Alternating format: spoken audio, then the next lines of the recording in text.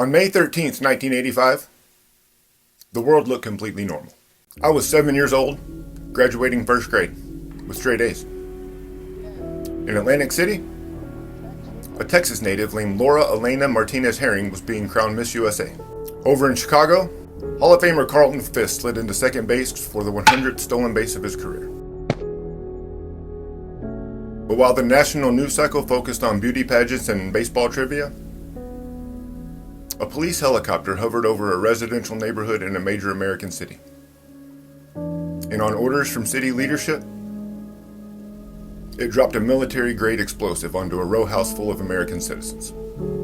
11 people died, including 5 children. 61 homes burned to the ground, leaving more than 250 people homeless. It remains one of the only times in modern American history that a U.S. government agency bombed its own citizens on American soil. And somehow, most Americans have never heard the story. Today, we're putting it back on the lesson plan. Welcome back to the Underground Syllabus.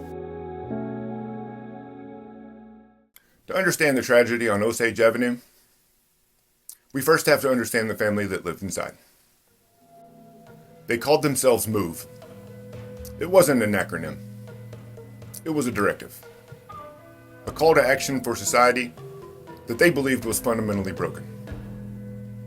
Founded in Philadelphia in 1972 by a charismatic man named John Africa, MOVE was a fascinating walking contradiction. To outsiders, they looked like a radical black liberation group. But to members, they were a deeply spiritual, eco-revolutionary family. They believed modern industrial society had poisoned humanity. They rejected much of the modern world. They ate primarily raw foods. They composted, recycled, and championed animal rights long before it was fashionable. Members adopted the surname Africa to honor their roots and signal their unity. In a hyper-industrialized capitalist America, MOVE wanted to return to what they saw as the natural order. But their lifestyle was not a quiet retreat into the wilderness. It was a loud, deliberate confrontation with the state. The friction of purity. Pure ideologies rarely survive contact with dense urban neighborhoods. And MOVE did not believe in compromise. They viewed the city government, the police, and the legal system as entirely illegitimate. Members routinely took to the streets with megaphones, blasting profanity-laced diatribes at all hours of the night and day. They boarded up their homes, turned yards into animal sanctuaries, and allowed garbage to accumulate, viewing the city's sanitation codes as arbitrary rules imposed by a corrupt system. For the working-class black family sharing walls with MOVE on Osage Avenue, life became an unbearable psychological siege. They were caught in the middle. Many respected MOVE's civil rights, but feared for their safety, their homes, and the stability of the neighborhood. They begged the city to intervene. But the city's hostility towards MOVE ran far deeper than disputes over noise and trash. The city saw MOVE as a direct threat to its authority. 7 years earlier, in 1978, a massive police siege at MOVE's previous headquarters had ended in chaos. Gunfire erupted. A Philadelphia police officer named James Ramp was killed. 9 MOVE members were sentenced to 30 to 100 years in prison. MOVE claimed innocence. The police department demanded accountability. From that day forward, the relationship between MOVE and Philadelphia authorities had completely collapsed. Neighbors complained constantly, not just about the political rhetoric, but about the noise. Bullhorn speeches at all hours. Profanity blasted through loudspeakers. Uncollected trash. Armed members patrolling the property. And a growing sense that the people inside 6221 Osage Avenue were preparing for war. To supporters, MOVE was being harassed for refusing to reform. To critics, They were holding an entire neighborhood hostage. And after years of tension, many residents didn't just want Move criticized, they wanted them gone.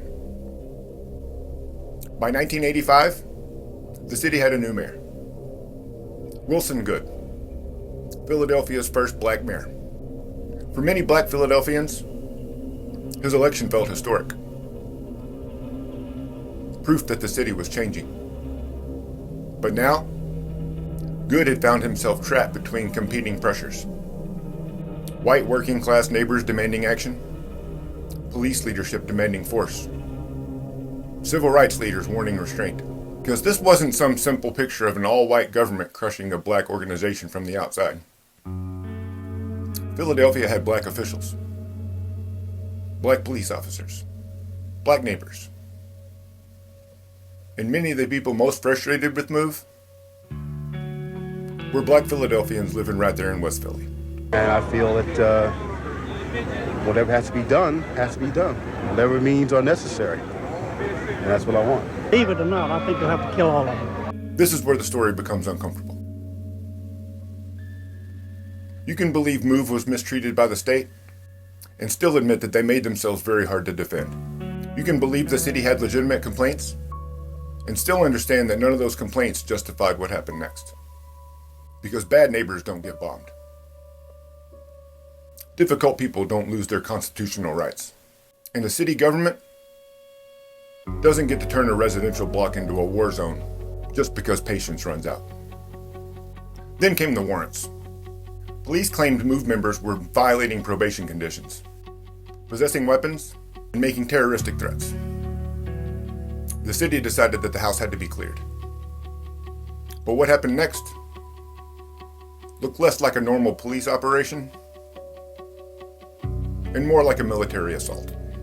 In the early morning hours of May 13th, 1985, Philadelphia police moved in.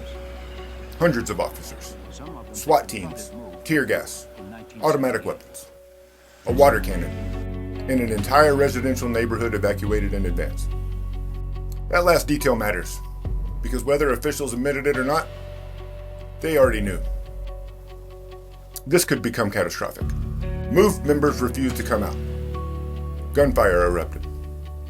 To this day, there's still debate over who fired first in certain exchanges. What isn't debated is that thousands of rounds were fired into a row house in the middle of a densely populated American neighborhood. And still, Move remained inside. Hours passed. The standoff dragged on. Frustration mounted. Then, someone proposed an unthinkable solution. A state helicopter would drop an explosive onto the roof bunker. Not overseas, not on a battlefield, in West Philadelphia, on American citizens. And the horrifying part is that multiple people in positions of authority signed off on it.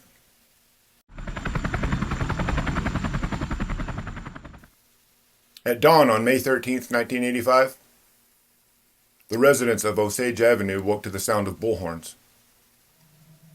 Police had sealed off the neighborhood overnight. Officers in tactical gear flooded the streets. Nearby residents were ordered to evacuate immediately. Some left carrying grocery bags and half-dressed children, assuming they'd return home later that afternoon. Most had no idea that their homes were about to disappear forever. Inside the Move house, men, women, and children remained barricaded together. Police claimed that Move members were heavily armed.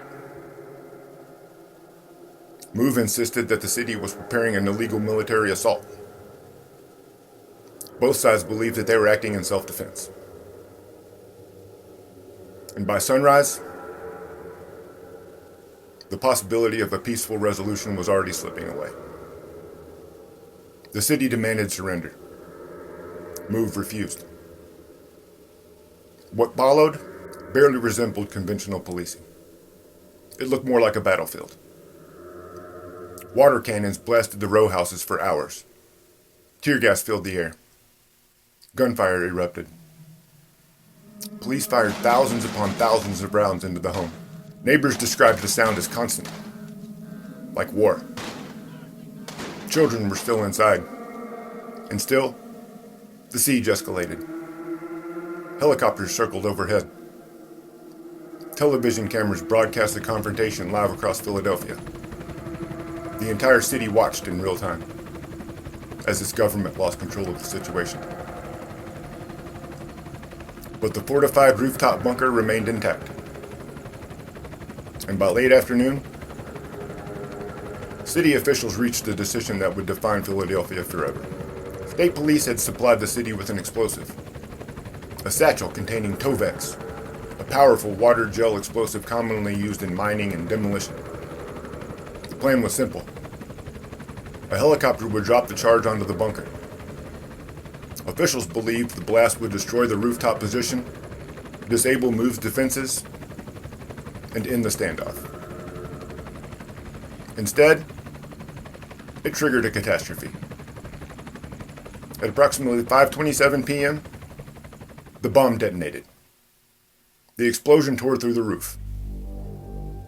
Almost immediately, fire began spreading through the home. And then, something happened that would haunt the city for decades. Officials made the decision to let the fire burn. At first, they believed the flames would remain contained to the MOVE house. They were wrong. The fire jumped from roof to roof with terrifying speed. Row homes became chimneys. Families watching from police barricades could only stare in disbelief, as entire blocks of their neighborhood disappeared into smoke and flame. 61 homes were destroyed. More than 250 people were suddenly homeless. And inside the burning MOVE house, people were trapped, including children. By nightfall, West Philadelphia looked less like an American neighborhood and more like the aftermath of a war strike. And the city still didn't fully understand what it had done.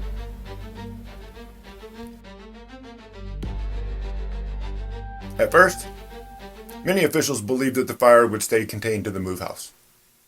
They were wrong. Within minutes, flames began racing across the connected rooftops of Osage Avenue. Row homes built shoulder to shoulder became a fuse line. Fire leapt from house to house with terrifying speed.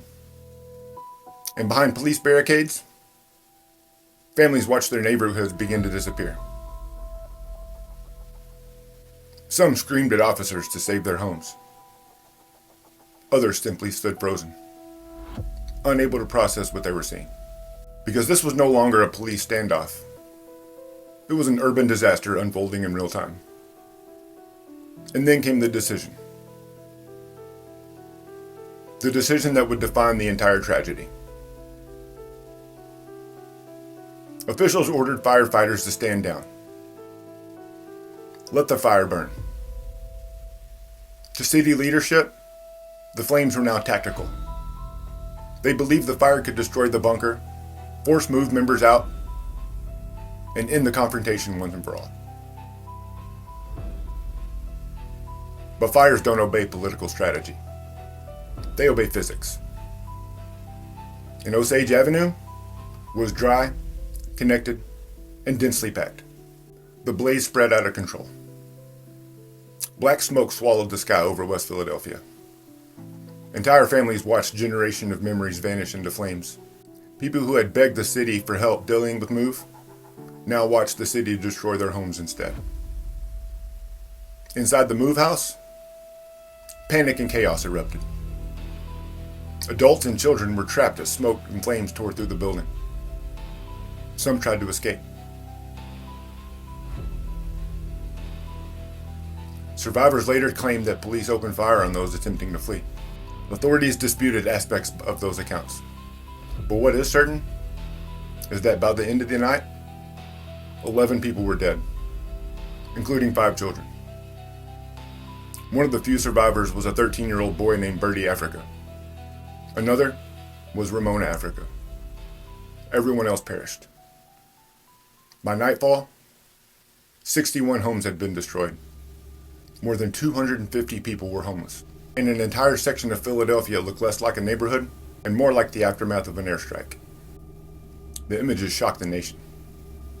Rows of burned out homes, smoke still rising from the rubble. Residents wandering the streets in disbelief. An inconsolable woman collapsing in grief after learning members of her family were gone. And hanging over all of it, a question that still follows Philadelphia to this day. How did a city government convince itself that this was acceptable? Because once the fire started, this stopped being about removing move. It became about something else entirely. A government chose when to use overwhelming force inside a densely populated American neighborhood, and ordinary people paid the price. By morning, Osage Avenue was gone. In the years that followed, investigations would call the bombing reckless, unconscionable, and a complete failure of government. The city of Philadelphia eventually paid millions in settlements. Officials publicly expressed regret, but no one was ever criminally charged for the deaths on Osage Avenue. Not for the bomb, not for the fire, not for the children. And maybe that's part of why this story still feels so unsettling. Because the move bombing doesn't fit neatly into the way Americans like to remember history. There are no simple heroes here. Move frightened people. The city had legitimate complaints. Neighbors were exhausted. Police officers believed that they were facing a dangerous situation. And yet, somewhere along the line, the government stopped viewing a group of citizens as people to be protected and started viewing them as a problem to be eliminated. That shift is where democracies become dangerous. Not all at once, not overnight, but gradually. One justification at a time, one escalation at a time, until the unthinkable starts sounding reasonable inside a conference room. And then suddenly, a helicopter is dropping a bomb into a residential neighborhood, while children are still inside. The ruins of Osage Avenue have long since been rebuilt, but the questions left behind never fully disappeared. How much force can a government use against its own citizens before it loses its moral authority? What happens when fear replaces restraint? And how many tragedies begin with people convincing themselves that they're doing what's necessary? Because history isn't just a collection of dates and disasters. It's a warning. And some warnings are written in smoke. If you're still here, thanks. I really enjoy researching and telling these stories, and I really hope you're enjoying hearing them. I've got lots more like this that are history books left out, but if you've got an idea for a story you'd like me to cover, drop it in the comments. While you're at it, hit like and subscribe so important stories like these aren't forgotten. I'm David Whitehead, and this has been the Underground Syllabus.